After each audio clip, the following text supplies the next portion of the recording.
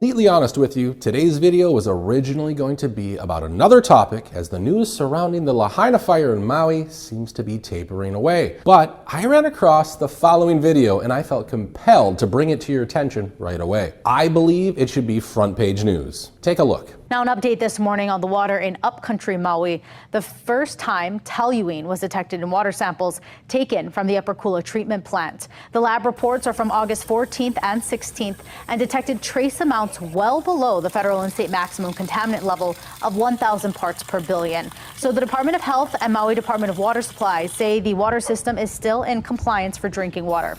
Toluene is a chemical found in industrial feedstock and can be found in paint thinner, permanent markers, and certain types of glue.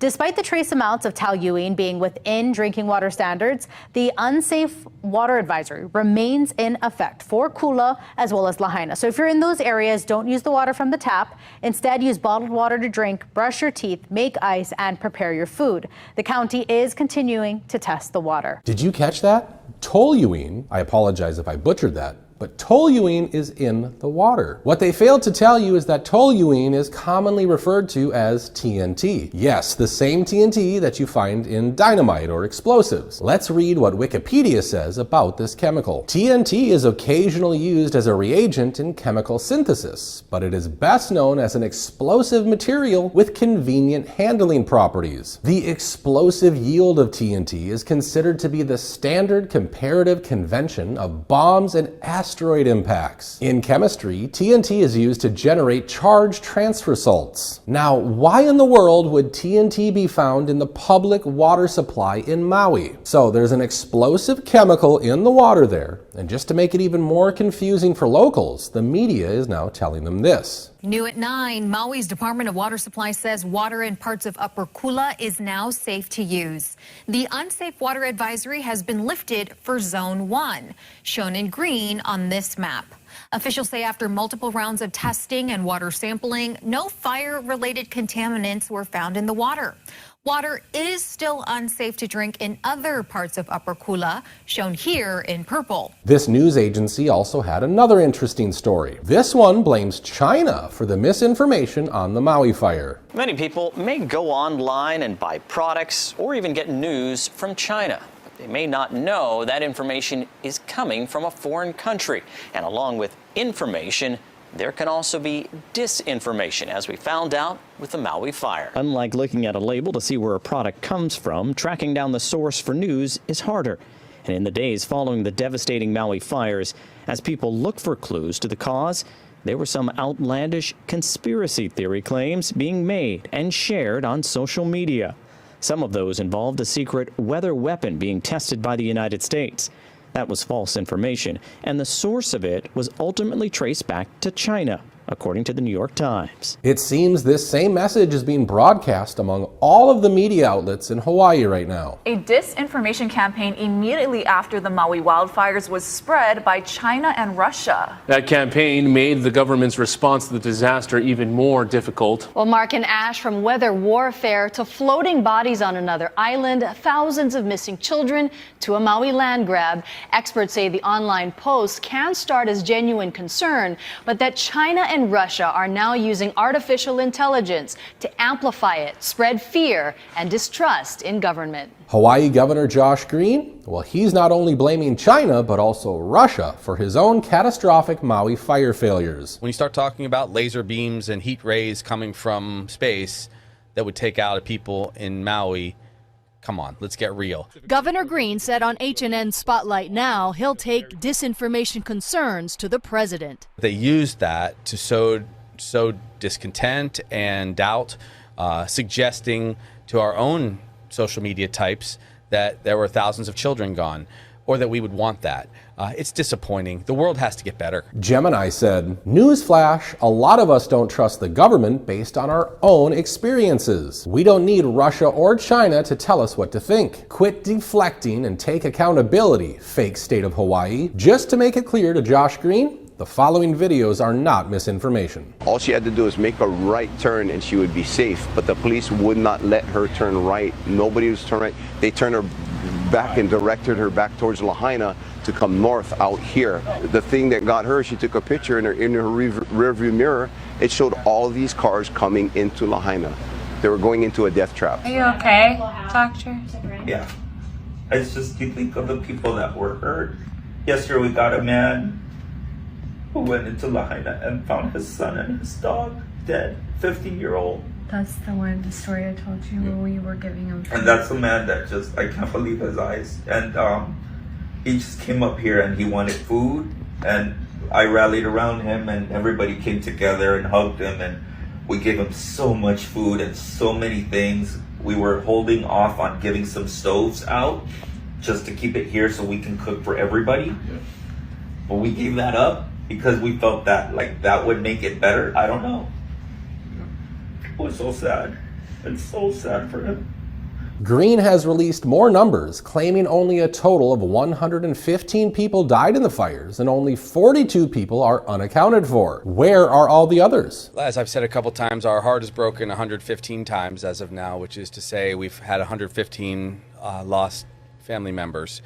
In addition to that, you've had different ways to describe how many people are unaccounted for, but I can tell you now that number is almost exactly the same. The FBI will give us an updated number every Friday. They appear to be almost exactly at the number of police reports that have been filed with Maui police. They're right now around 42 individuals that are still unaccounted for, and the Maui Police Department, as of this morning, had 41 missing persons reports. Now, in addition to that, out of the 115 loved ones that we've lost, we've only been able to essentially identify about half of those individuals, 61 out of the 115, leaving 54 individuals that we haven't yet identified.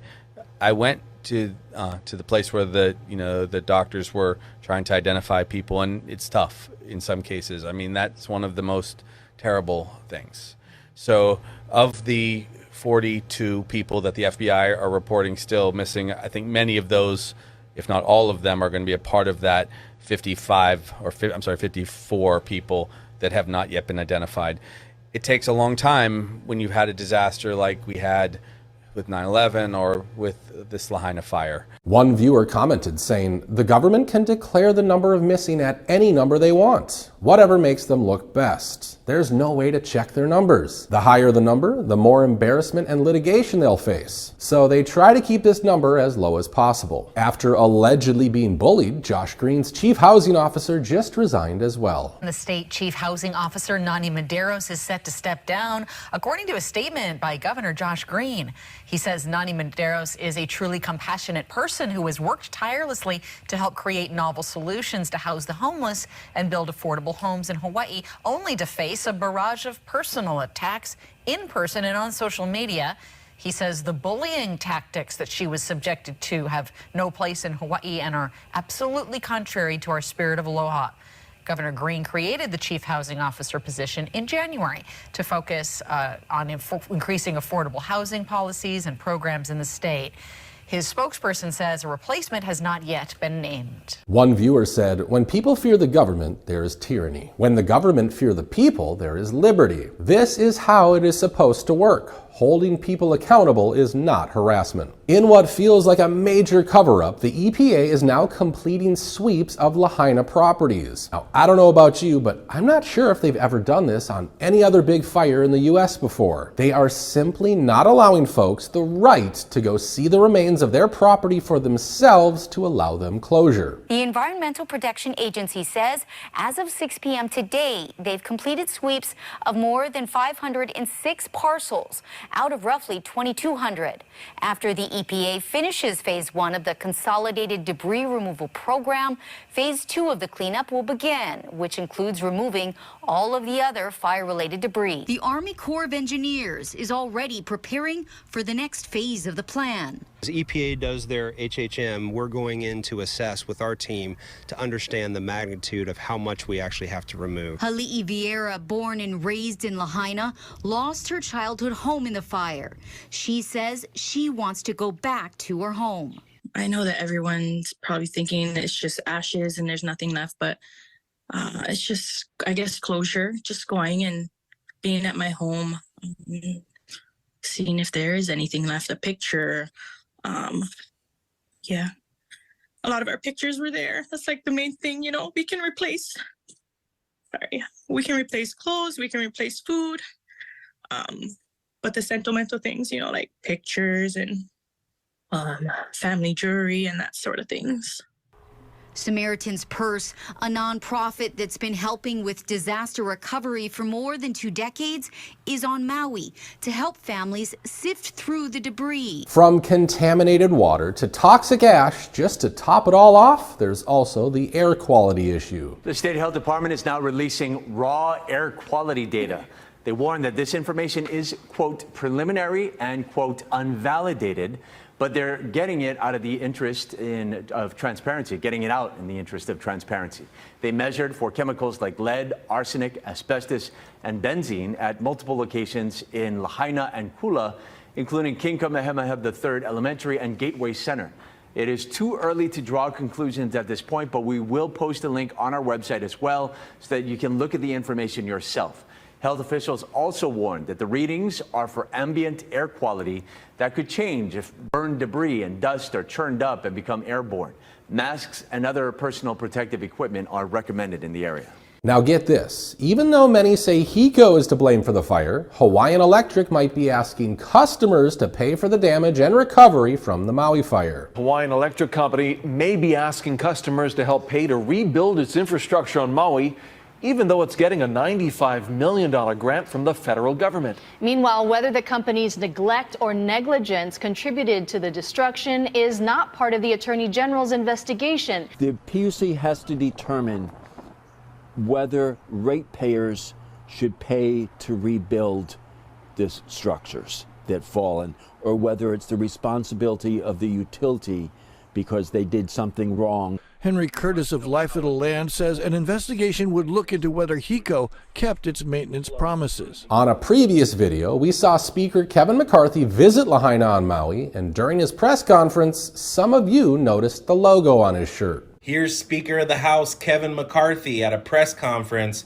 during his visit to the intentionally set, wildfires in Maui. I don't know if you guys seen this press conference or not, but he was wearing quite the statement of a t-shirt. Let's zoom in on it a little bit. I don't know if you guys are familiar with that owl logo on his t-shirt, but it's quite the statement to the rest of us, and especially those in Lahaina. It's time to start calling things out for what they are and stop letting the media brainwash us into thinking everything is a conspiracy. This t-shirt right here is a membership t-shirt to the Bohemian Club. I encourage each and every one of you that is unfamiliar with the Bohemian Club to do a little research. You'll be shocked at what you find. Elites gather here one time a year to discuss world issues and plannings. A lot of weird things go on here, and you can't just be anybody enjoying this club. You have to be a part of the club. We're going to end today's video right there. As always, if you feel I earned it, please give this video a like. If I didn't earn it, please let me know how I can on the next video. Also, be sure to subscribe to this channel so you don't miss any future updates. Now, I'm not able to reply to all of your comments, but I do want to take a second to say thank you so much for all of your continued support by watching these videos and leaving such kind words in the comments below. It means a lot to me, and I truly appreciate it, so once again,